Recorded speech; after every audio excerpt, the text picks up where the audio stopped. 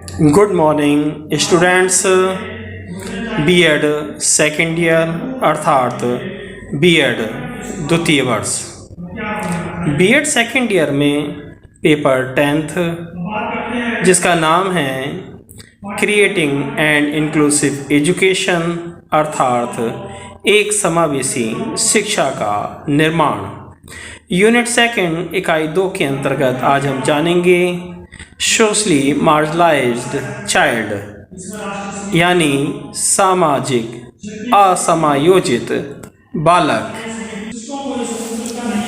Socially marginalised child सामाजिक असमायोजित बालक के अंतर्गत सामाजिक असमायोजित बालक वह बालक होते हैं जो सामाजिक, आर्थिक और शैक्षिक समस्याओं के कारण प्रायः असमायोजित होते हैं। ये किसी के साथ जल्दी से समायोजित नहीं हो पाते हैं और इनका सामंजस्य काफ़ी कठिन होता है। कभी कभी इनका व्यवहार आक्रामक, अपराधियों जैसा या फिर संकोची स्वभाव हो जाता है।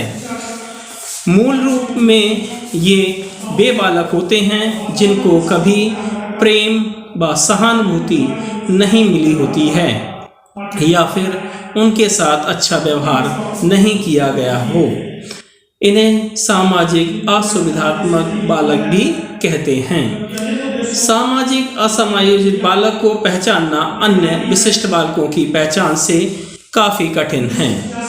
एक अच्छे सामंजस्य की समस्या बालक में अपने अंदर से ही उत्पन्न होती है। कभी कभी बाहर की दशाएं भी प्रभाव डालती हैं। इन परिस्थितियों के विषय में माता पिता और अभिभावक प्रायः अनभिज्ञ रहते हैं। सामाजिक बालक वह बालक हैं जो किसी भी के प्रति संवेदनशील नहीं होते हैं। माता पिता और अध्यापकों का कहना भी नहीं मानते हैं। सामाजिक अपराधी बालक पहले तो ठीक रहते हैं परंतु बाद में ये बालक अपराधी हो जाते हैं। साथ ही ऐसे बालक अपने साथियों और समूह के प्रति संवेदनशील भी होते हैं। एक अत्यधिक अवरोधात्मक बालक वह है जो आवश्यकता से अधिक अपने माता पिता की देखरेख में रहता है। इससे वह सामाजिक रूप से असमायोजित हो जाता है। इन बालकों का व्यवहार भिन्न प्रकार का हो सकता है। या तो वे बहुत छोटे छोटे अवांछित कार्य कर सकते हैं या अपराधियों की श्रेणी के हो सकते हैं। अपराध का कारण मानसिक द्वंद्व और संवेगात्मक कमजोरी हो सकती है। स्कूलों में अध्यापकों को सामाजिक रूप से असमायोजित बालक से सहानुभूति होनी चाहिए। साथ ही साथ अब हम जानेंगे characteristics of socially marginalised children अर्थात सामाजिक असमायोजित बालक की विशेषताएं। सामाजिक असमायोजित बालक की विशेषताएं निम्न प्रकार से हैं। सबसे पहले है आपका जनरल कैरेक्टरिस्टिक्स अर्थात सामान्य विशेषताएं। प्रायः ऐसे बालक अपने को समाज में सहानुभूति रहित, बिना न्याय के सजा पाने वाले समझते हैं। वह समझते हैं कि उन्हें मानव के रूप में सभी अधिकार प्राप्त नहीं हैं। ऐसे बालक अपने को अवांछित समझते हैं। समाज में कुछ बालक ऐसी सोच रखते हैं और वह अपने को हीन और तुच्छ समझते हैं।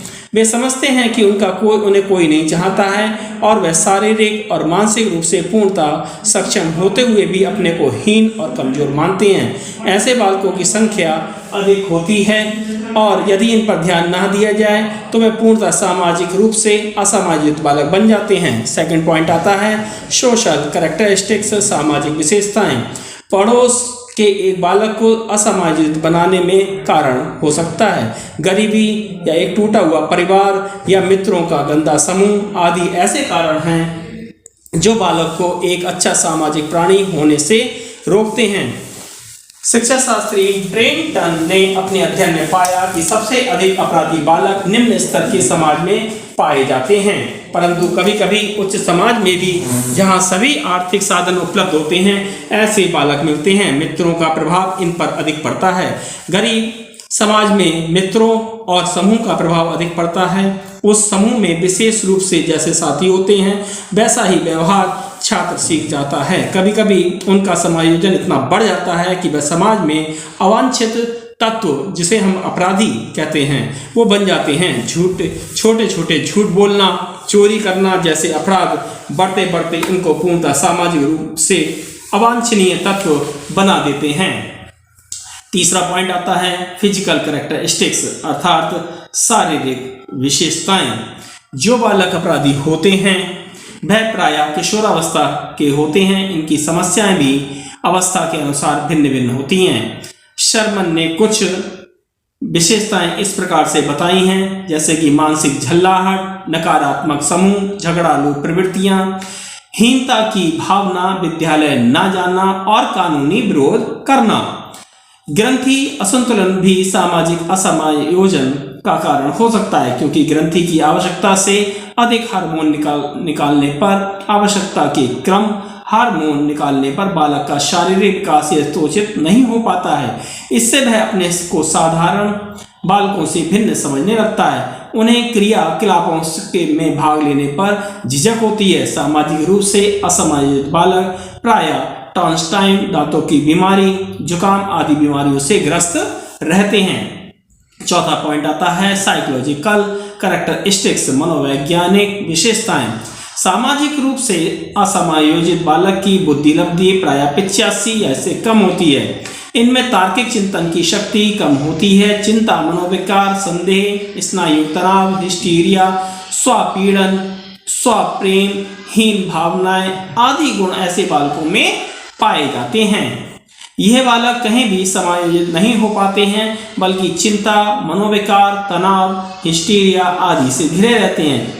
ये शारीरिक रूप से तो स्वस्थ दिखते हैं लेकिन मानसिक रूप से अस्वस्थ रहते हैं क्योंकि इनकी विचारशीलता और क्षमता कम नहीं होती है और ये तनाव में अधिक रहते हैं। शारीरिक व मानसिक विकारों के कारण इनकी स्थिति बहुत ही विचित्र होती है। कभी कभी ये बुद्धि का प्रयोग भी नहीं करते हैं और संवेगात्मक रूप से अशांत रहते हैं। लास्ट पॉइंट आता है आपका एजुकेशनल कैरेक्टरिस्टिक्स शैक्षिक विशेषताएं। ऐसे बालकों का विद्यालय का इतिहास असंतोषजनक अवांछित घटनाओं से भरा होता है। ऐसे बालक कई स्कूल बदलते हैं। शैक्षिक उपलब्धि निम्न स्तर की होती है। ये स्कूल तथा अध्यापक से बहुत ज़्यादा घृणा करते हैं। स्कूल छोड़ देना पसंद करते हैं। उनके मित्र बहुत कम होते हैं। उन्हें इच्छित मित्रता नहीं मिल पाती है लेकिन इसका मूल कारण सामाजिक और आर्थिक होता है। वह स्कूल के अन्य बच्चों के साथ समायोजन नहीं कर पाते हैं क्योंकि वह सभी संपन्न परिवारों से होते हैं। उन्हें वह सम्मिलित नहीं कर सकते और हंसी का पात्र बन जाते हैं। इसी कारण से कक्षा के अन्य बच्चों को के चिढ़ना आरंभ कर देता है और वह उनके संग दुर्व्यवहार करने लगता है और किसी को अपना मित्र बनाना पसंद नहीं करता है। अगला पॉइंट आता है हमारा needs of socially disadvantage children सामाजिक असमायोजित बालकों की आवश्यकताएं। अच्छे कार्यक्रमों के लिए ये आवश्यक है कि बालकों को उनकी क्षमताओं, उनकी रुचियों, उनकी आवश्यकताओं के अनुसार शिक्षा दी जाए। निम्न सिद्धांतों के आधार पर विद्यालय का प्रशासन व्यवस्थित रूप से चलाया जा सकता है जिससे इस प्रकार के बालकों की आवश्यकताओं को समुचित ढंग से पूरा किया जा सके। साथ ही इसके निम्न प्रकार से बिंदु बताए गए हैं। ऐसे बालकों को उनकी क्षमता के अनुसार उन्नति करने के अवसर प्रदान किए जाने चाहिए। दूसरा बिंदु आपका आता है विद्यालय के सामान्य बालकों तथा इनमें समायोजन होना चाहिए, यानी कि ऐसे बालकों का सामान्य बालकों के साथ समायोजन होना बहुत ज़रूरी है। अगर ऐसे बालकों का सामान्य बालकों के संग समायोजन हो जाएगा तो उनकी आवश्यकताएं पूरी हो सकती हैं। पृथकीकरण को आवश्यक नहीं मानना चाहिए। सामान्य बालकों के साथ इनको अलग नहीं रखना चाहिए बल्कि उनके साथ ही रखना चाहिए। पृथकीकरण के द्वारा ऐसे बालक और ज़्यादा उन्हें दिक्कत और परेशानियों का सामना होगा। स्कूल प्रबंधक को इस बात का अधिकार होना चाहिए कि वे ऐसे बालकों को विशेष कक्षा या विशेष स्कूल में भेजें। उससे माता पिता से भी संबंध रखना चाहिए। यानी कि स्कूल का जो प्रबंधक है वहाँ के अध्यापकों से जानकारी लेकर अगर कोई इस प्रकार का बालक है तो उसकी विशेष कक्षाएं चलानी चाहिए। साथ ही जो इस प्रकार के विशिष्ट स्कूल हैं, स्पेशल स्कूल्स हैं, उन विद्यालयों में माता पिता की राय के अनुरूप स्कूल के प्रबंधक को ऐसे विद्यालयों में बालकों का एडमिशन कराना चाहिए। विद्यालयों को ये बात भी माननी चाहिए कि एक सामाजिक रूप से असमायोजित बालक वह बालक है जो अपने में तो साधारण और औसत बालकों की तरह होता है, परंतु फिर भी परिवार और समुदाय के कारण वह विशिष्ट हो जाता है। इसलिए विद्यालयों को ये बात माननी चाहिए।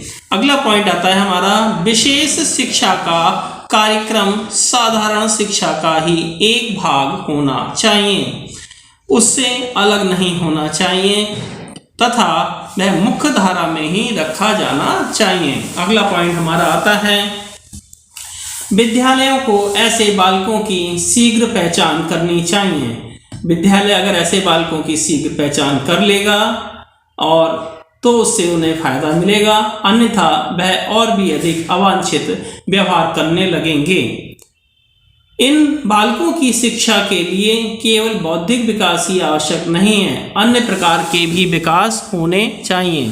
अन्य प्रकार के विकासों से मतलब उनका शारीरिक विकास होना चाहिए। शारीरिक विकास के लिए उनको विभिन्न प्रकार के कार्यक्रमों में भाग लेना चाहिए, जिससे उनका मानसिक झल्लाहट, नकारात्मक व्यवहार, झगड़ालू प्रवृत्ति, हीन भावना की कमी ये उनके अंदर से दूर हो जाएगी। साथ ही साथ उनके लिए मनोवैज्ञानिक विशेषताएं भी रखनी चाहिए, जैसे चिंता उनकी दूर हो जाएगी, मनोविकार दूर हो जाएंगे, संदेह दूर हो जाएगा, स्नायु तनाव दूर हो जाएगा, हिस्टीरिया दूर हो जाएगी, स्वपीड़न की समस्या दूर हो जाएगी, स्व प्रेम की समस्या का हल हो जाएगा। अध्यापक का चुनाव भली भांति होना चाहिए। अनुभवी तथा कुशल शिक्षकों की नियुक्ति की जानी चाहिए। बालकों के प्रति अध्यापक का व्यवहार सहानुभूतिपूर्ण और सहयोगपूर्ण होना चाहिए। ऐसे बालक साधारण बालकों से किसी भी प्रकार भिन्न नहीं हैं, केवल कुछ गुणों में ही ये ऐसे बालक भिन्न होते हैं। समस्या को ठीक प्रकार से समझने के बाद उसके समाधान की रूपरेखा तैयार की जानी चाहिए। Thanks for watching. धन्यवाद।